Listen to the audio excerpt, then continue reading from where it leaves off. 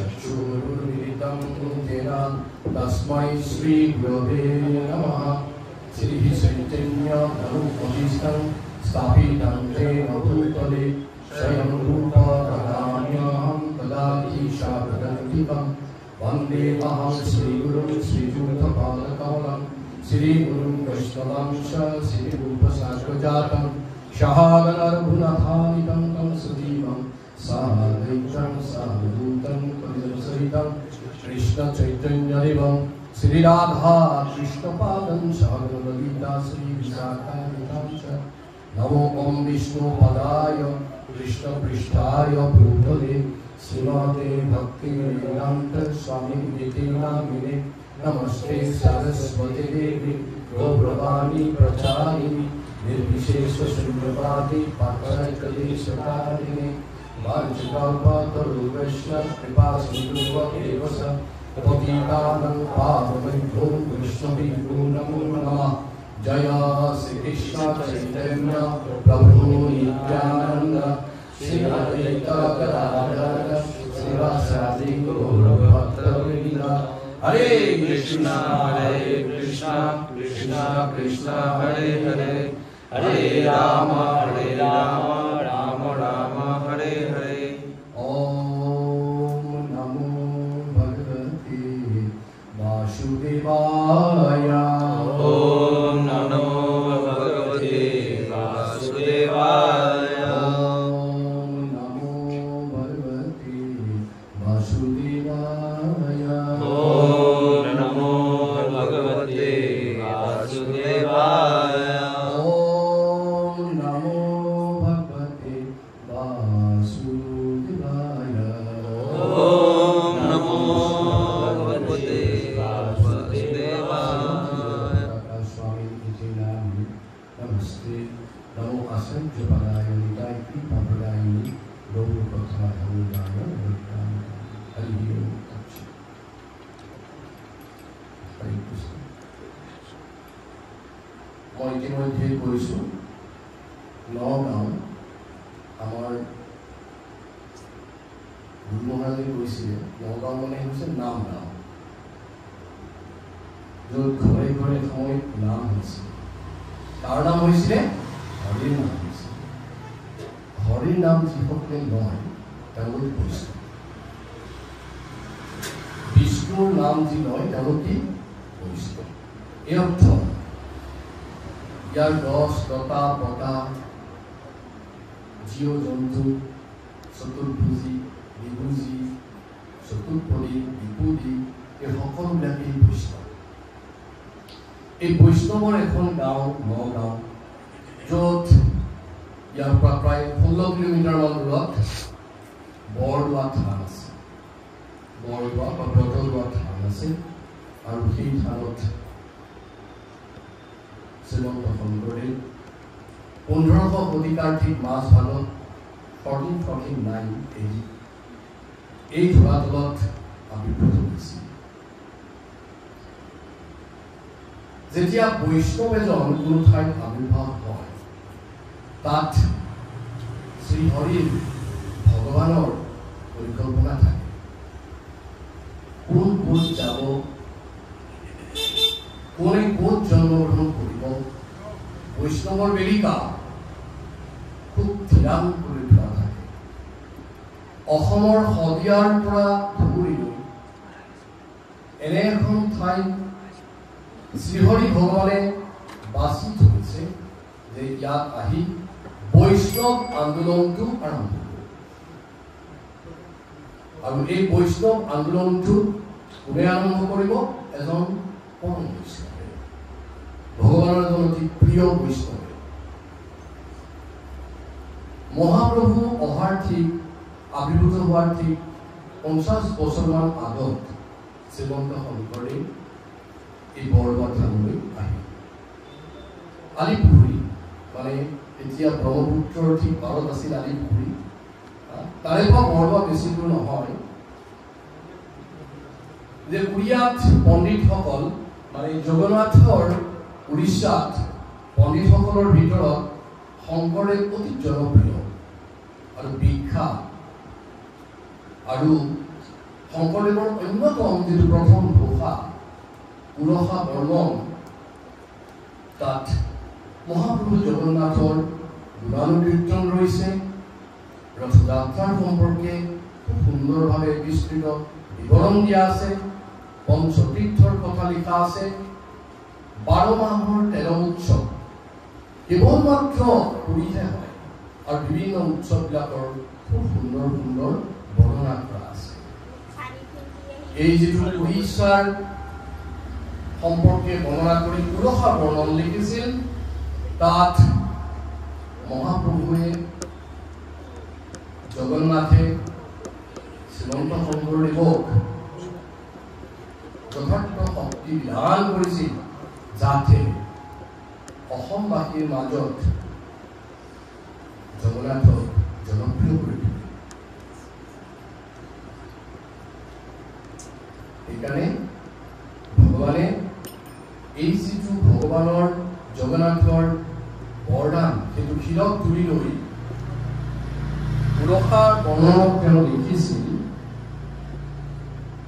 হে প্ৰণামিয়া শিৰে বুলিলন্ত স্তুতি বাণী হে নমো নমো জগন্নাথ দেৱ চক্ৰ পানী কোনে কৈছে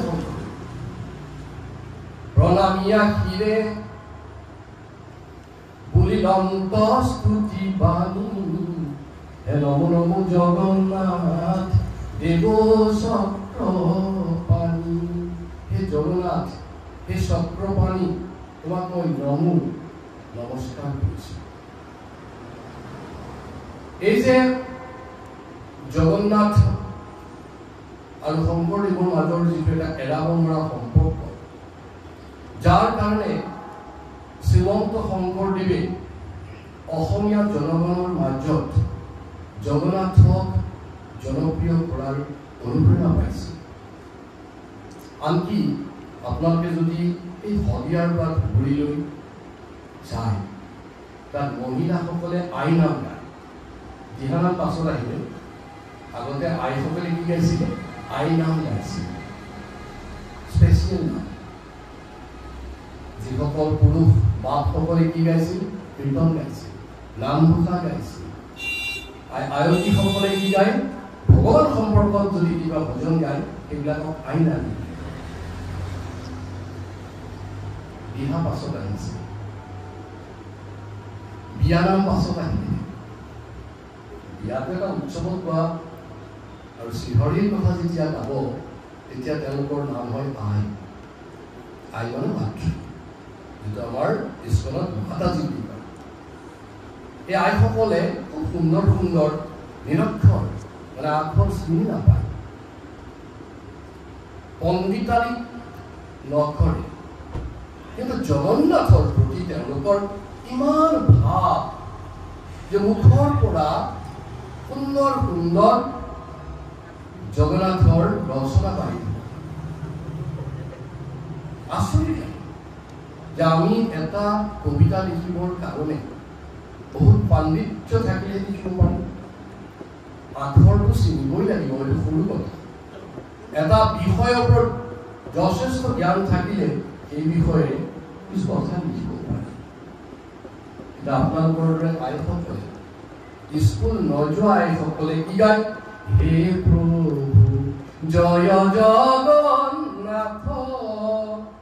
দিয়া দেখা কৰো সেৱা দুৱাই আছো মাথ প্ৰভু জয় জগন্নাথ হে প্ৰভু জগন্নাথ দিয়া দেখা তুমি দেখা দিয়া আৰ দেখা দিলে আমি কি বিচাৰিম কৈছে কৰো সেৱা তোমাক আমি সেৱা কৰিম আইসকলৰ ভাৱ চাওঁ আমি যে মন্দিৰবিলাকত যাওঁ আগফালে এখন প্লেট দিওঁ ভিতৰত গৈ ঘূৰাওঁতে আমাৰ কি চিন্তা আমাৰ এখন ডাঙৰ ডিছ থাকে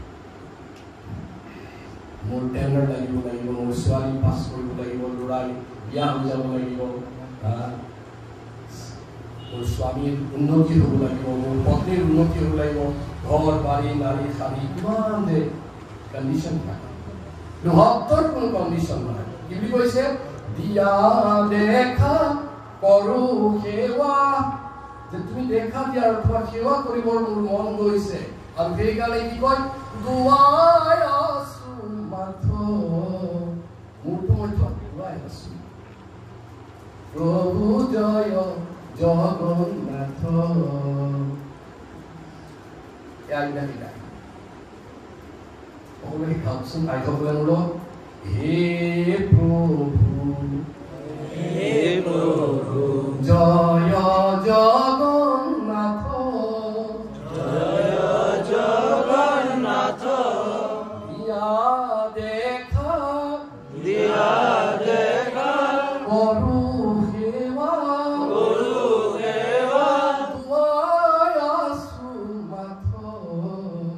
দুৱাৰ আছো মাথ প্ৰভু জয় জগন্নাথ আজি প্ৰায় 15 বছৰ আগত মই এবাৰ মোৰ ছোৱালী পৰীক্ষাৰ হলত থৈ গীতা মন্দিৰত গৈছিল গুৱাহাটী গীতা মন্দিৰত মই এনে অলপ সময় গলো তাতে বাহুদেৱ কৃষ্ণ আছে বাঁহী বজাই থকা কৃষ্ণ তাতে বহিলো বহুত আয়কে আহি গোট খালে মই পাছলৈ গলো তাৰ এখনৰ পৰা মই এই নামটো দিছিলোঁ শুনিছিলো আপোনালোকে ভাগৱত পঢ়িছে কি পাবা ভাগৱত কীৰ্তন পঢ়িছে ইমান সুন্দৰ ভজন ক'ত কেনে জগন্নাথক যে ভাল পাওঁ কিবা গাই দিছোঁ চাওকচোন ভাল লাগিছেনে লাগাৰে কথা গতিকে এই 15 শতিকাৰ মাজভাগৰ পৰা বৰদোৱাৰ ব্ৰতদোৱাত আৱিৰ্ভাৱ হৈ প্ৰভু জগন্নাথৰ প্ৰতি আকৃষ্ট হৈ শ্ৰীমন্ত শংকৰদেৱ এবাৰ 41 বছৰ বয়সত আৰু এবাৰ 81 বছৰ বয়সত দুবাৰ ফুৰিব গৈছে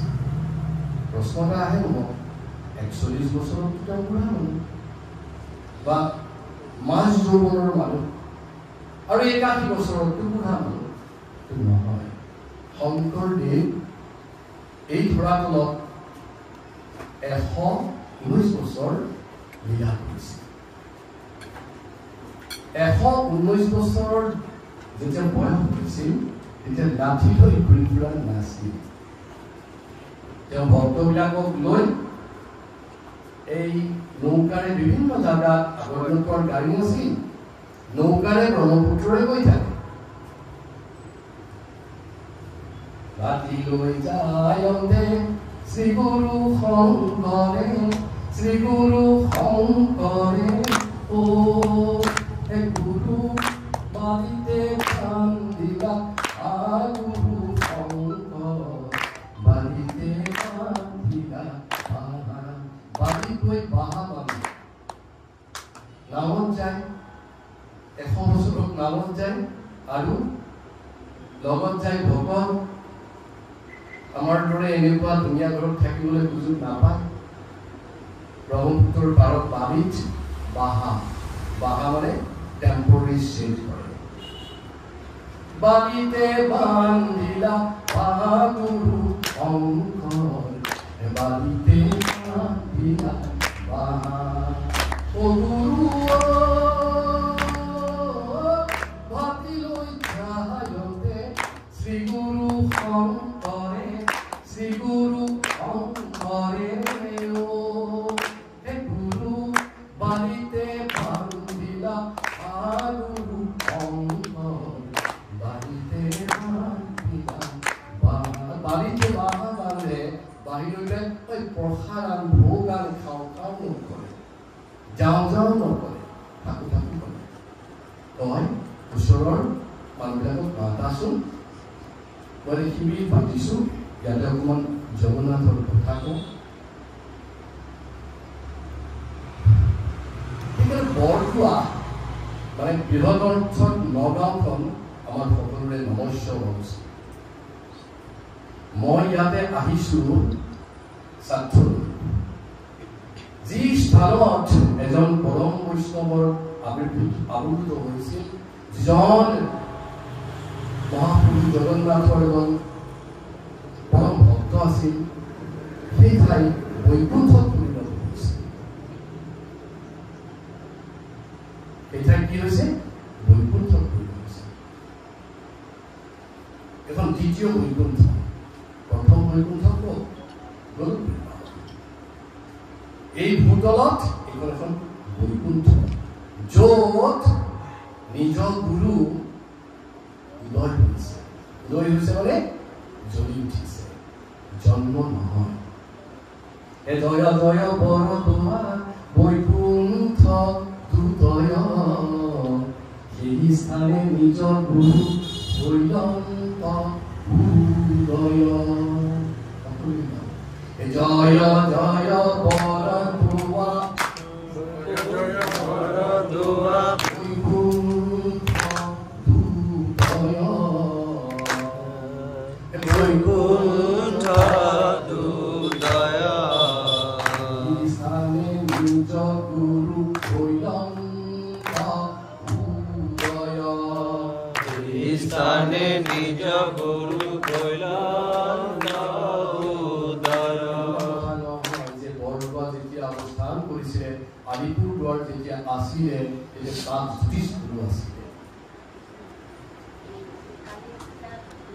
আজি আমি সকলোবিলাক আজিৰ দিনত আমি সকলোবিলাকে গুৱাহাটীত এখন ঘৰ থাকিলে ভাল পাওঁ গুৱাহাটীয়ানবিলাকে আমি ভাবোঁ বেংগলোৰ দিল্লী কলিকতা বোম্বাই এখন ঘৰ থাকিলে ভাল পাওঁ মেট্ৰপলিটান চিটি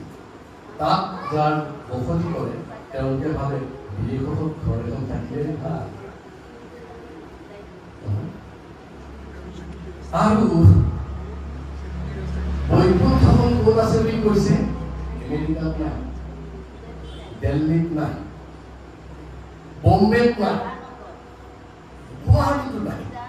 আহি ক'ত আছে বৰদোৱাত আছে বৰদোৱা স্থান কি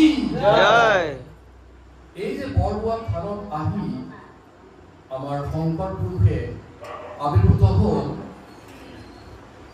তেওঁ 19 বছৰ বয়সত